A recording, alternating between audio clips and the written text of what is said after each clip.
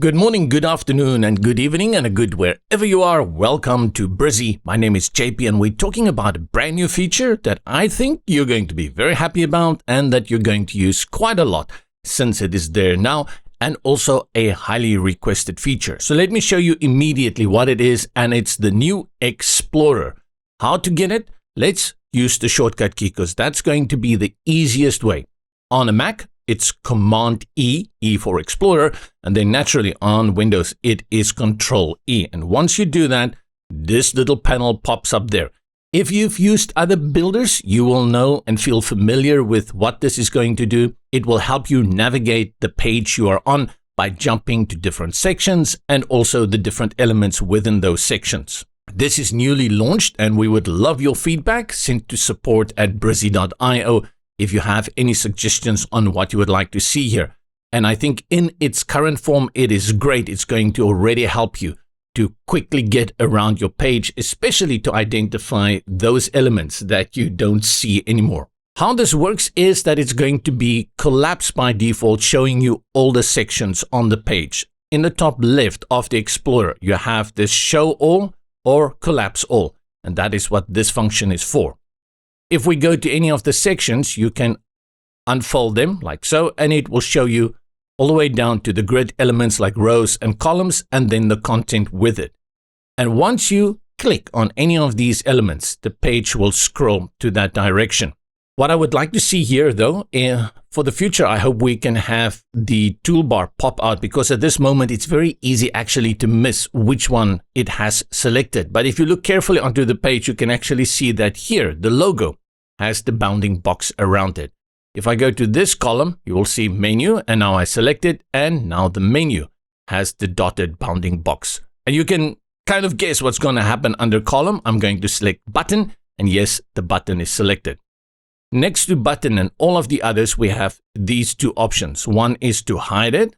And what is nice here is that when I click to hide it, it still appears within the Explorer. And that is really great if you are not sure which elements you have hidden on the page. And if you want to delete it, go ahead and click on delete. You can also move it around here.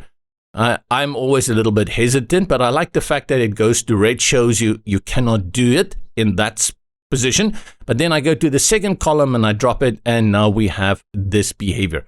So I'll always be careful of just moving things around, and I'll undo that, Control Command Z. I'll collapse this section header, and note that you will see here that these sections actually have names. You can rename that. You'll have to do that on page at the section level. I also hope that this feature in the future, I can just double click here and change the section name. That would be awesome. Let's go to this one over here, services, and I'll move the Explorer to the left. Click on the section, go to our settings, styling, and then select advanced, and we give the block name JP's block. And now look at that. The Explorer has already updated with that name, section JP's block. This makes navigation even easier. Name your sections and you know exactly where to go. And you can just imagine how useful this tool is going to be, especially if you are a team working on the same project. For me, though, the one thing that it's going to be super helpful for is for spacer elements. How many times have I worked on something and I'm not so sure what's going on in the section, and then there's actually a spacer, but because it doesn't show the outline, I'm not aware if it's there or not. In this section, I'm pretty sure there's a spacer here. There we go. So what I have to do every time I look for that spacer is I have to hover and then, here is the spacer. But there could be more, like here. There we find the second spacer. All I need to do in this case now is go to my section within the Explorer, open it up. I see the two spacers immediately, and I can select them, and the bounding box appear. Muchas gracias. I cannot say thank you more and more. This is absolute gold. I see myself using this a lot. Let's talk about how you bring this up. Once you close it, remember the shortcut key, Control Command E, but there is also a second way you can do it. Close out, hover over any element and right click, and then you will see also the option here. Explorer appears at the bottom, and once you select that, it opens again. Very nice. I can move it around. Let's rejoice, the Explorer has arrived, and that is for Brizy WordPress and Brizy Cloud. Remember to subscribe, give the video a like because we love likes, and then I'll see you in the next video.